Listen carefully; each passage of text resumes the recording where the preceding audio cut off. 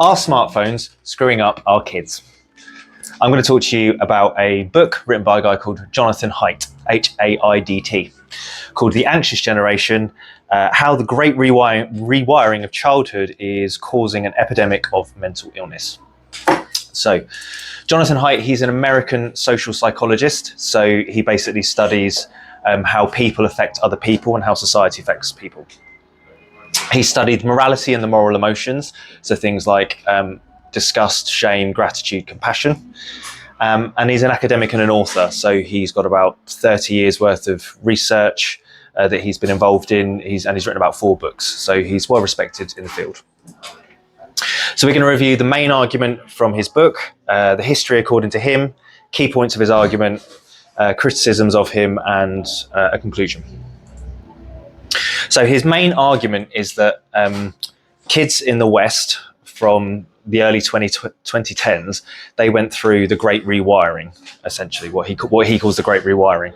And that childhood changed from being play-based, so going out, exploring, having fun in the real world, to the phone-based childhood, which is basically where they spend time indoors glued to a device.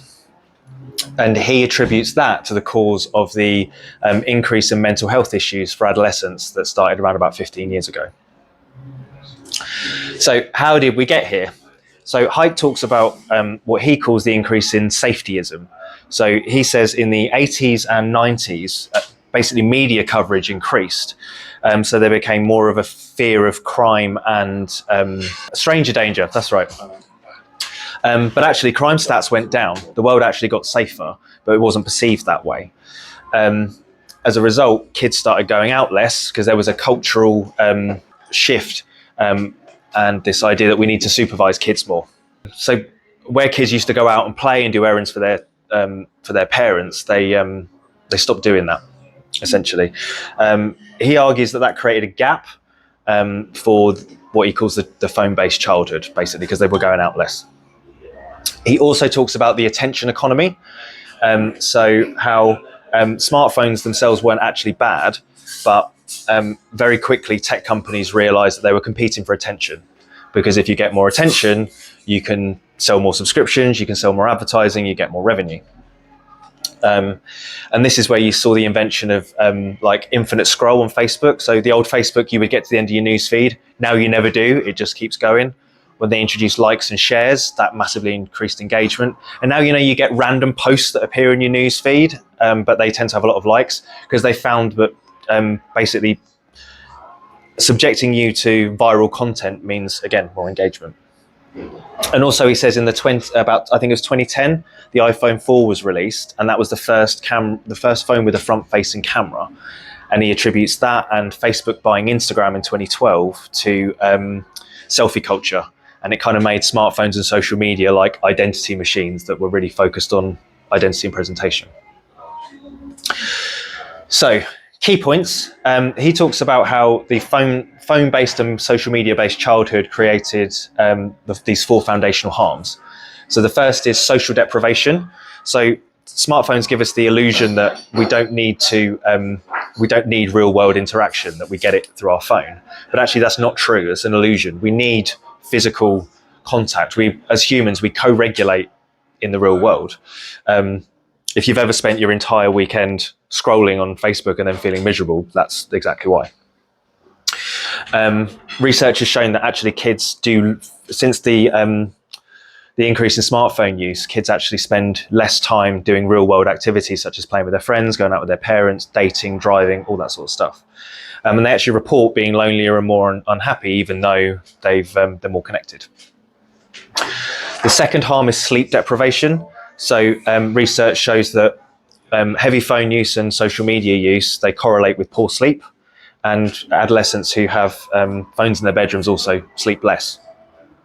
Sleep's really important for emotional regulation, for cognitive function, laying down memories, all that sort of stuff. And basically poor mental health is correlated with bad sleep. The third harm is attention fragmentation. So notifications and constant checking emotional content. If you're checking social media all the time, the emotional content in there. Also, social media, it taps into the need for belonging and status. Essentially, smartphones and social media use, they produce people who are more scatty and anxious, less calm and focused. The fourth harm is compulsive use. So I said that the platforms are designed for more engagement. They actually exploit addiction pathways. So through novelty and this thing called variable reward. So if you think of a slot machine, right? If a slot machine always paid out the same every time you played it, it wouldn't have as much of an addictive nature because you'd know what you were getting. You could actually plan for it. You'd be like, oh, well, I need 3 today, I need 5 tomorrow, I could do with none on Sunday or whatever. Whereas with a slot machine, there's a promise of a big payout, but you also may get nothing, or you may get a small one, but you never know when it's coming. So that uncertainty and that hope, it drives up the desire. And that's exactly what social media and phones are trying to kind of create. It's that, oh, have I got a message? Oh, will there be something good on the news feed? The thing is with those things, and the addition of social media being, driving this sense of status and belonging, adolescents are very vulnerable to that. So because their brains are still developing, their neocortex isn't fully developed, and that's where the self-regulation comes from. Everybody still with me? Yeah. Good. Right. Further points. Children need real-world, unsupervised, free play and exploration. If they don't have that, they basically become more anxious and they become rubbish adults. You need supervision, but minimum supervision. Actually, research shows that when kids are doing their own thing like that, they learn how to negotiate, they learn conflict resolution, they learn how to socially interact. If you take that away from them, they become a bit socially rubbish, and then they don't know how to manage risk, they don't know how to problem solve in the real world. Also, he talks about how there's minimum online safeguards. So in the real world, we've got good at putting in safety, the health and safety guarding and stuff like that. In the online world, no, we don't. Kids can access porn pretty easily if they want to. And a lot of social media has like a minimum age policy of 13. But the tech companies don't actually enforce it. Anybody can create an account and you just go, yeah, my birthday's this. And one of the reasons is because if they were to enforce it, they'd lose users, and so they can lose revenue. So there's no incentive.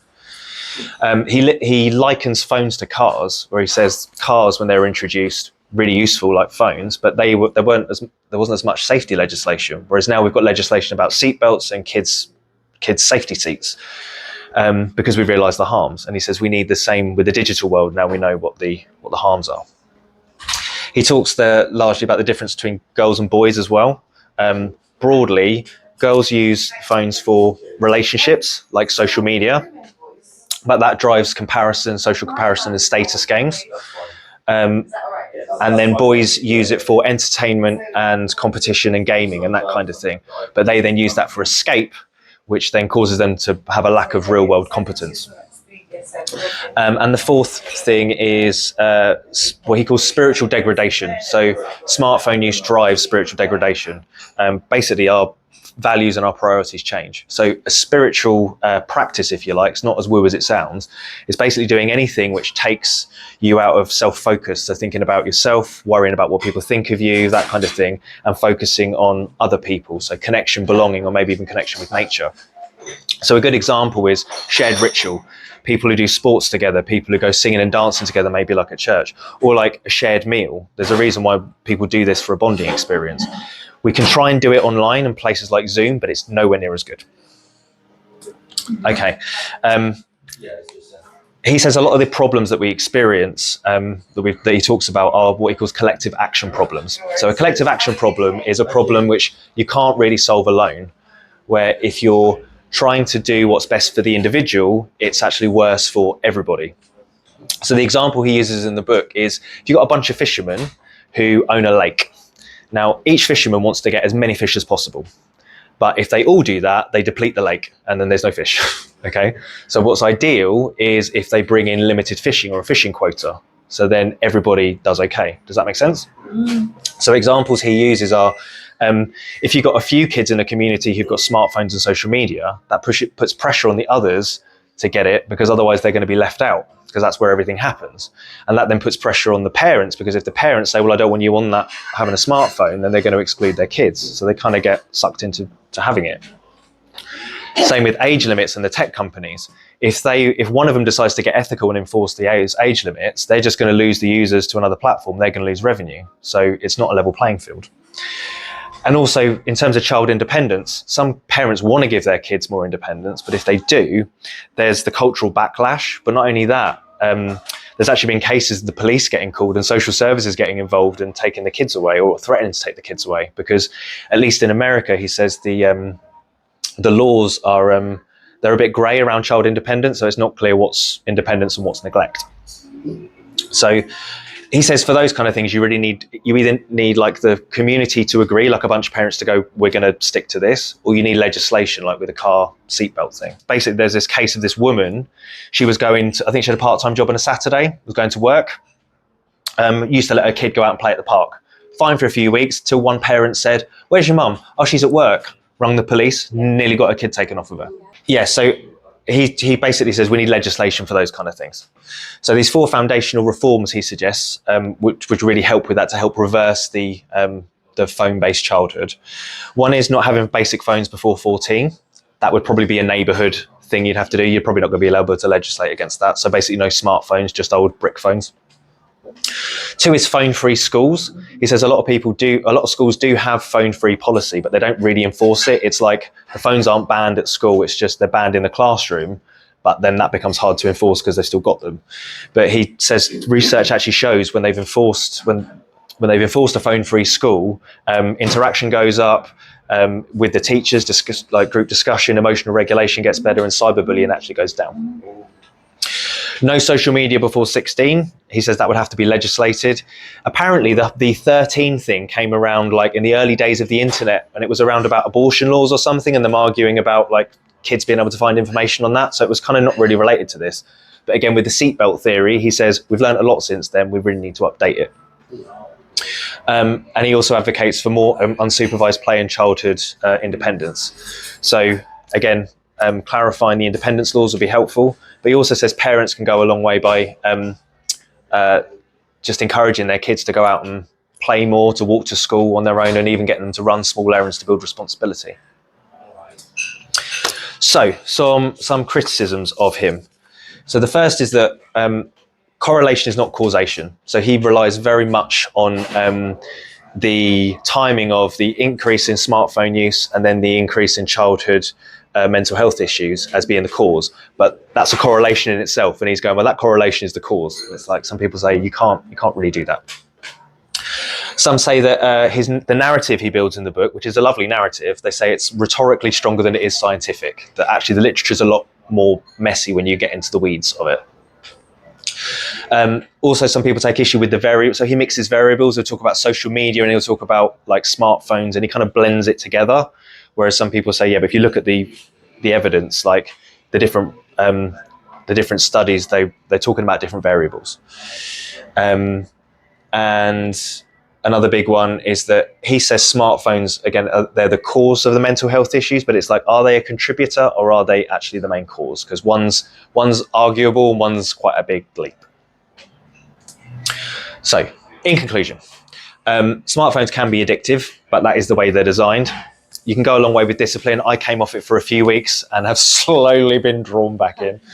Because you're fighting biology and you're fighting the masses. If you ever tried to come off social media, you realise you miss a lot of cultural and connected things, a lot of connection.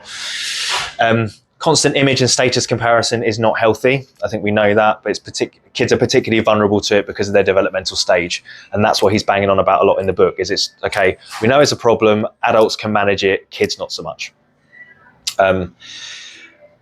Phones where concentration and rest is required are often not a good thing. Anybody who's used Facebook or anything to procrastinate when they should be doing something important, or have spent all night doom scrolling when they should be sleeping, you know the difficulties of it, right?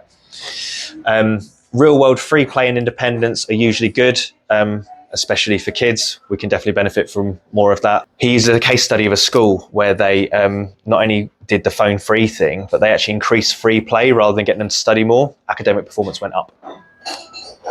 And a lot of these problems that we've talked about that are caused by technology, they may need more than just willpower. They may need legislation because, well, biology and capitalism.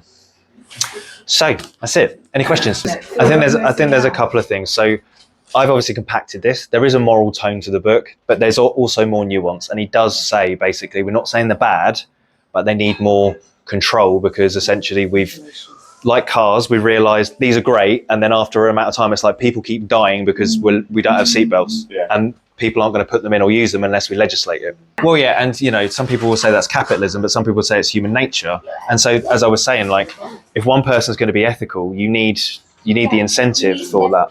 Yeah. But to come back to your point about the kids, I do think some of it is parents, yeah, sure, like training kids, but the issue is we know that kids are influenced by their parents to a point, and then when they get to adolescence, they're more influenced by their culture and their like friend group. And this is why they're saying that or he says in the book, I've got a friend who has this problem at the moment. She can see the problems that phones cause, and she does limit their usage and stuff like that with her kids. But if she does a blanket ban, her kid gets excluded, and that's more dangerous. Yeah. So this is why he says we need a collective action problem, because otherwise you're caught between a rock and a hard place. Anyway, conscious of time. As usual, another fantastic presentation from yourself. That was fantastic, but we have run I got it now, so we'll call a halt there. I'm so impressed. Steve's got a competitor, Mr. Haidt. It's Haidt. Anyway, thank you very much. Well done.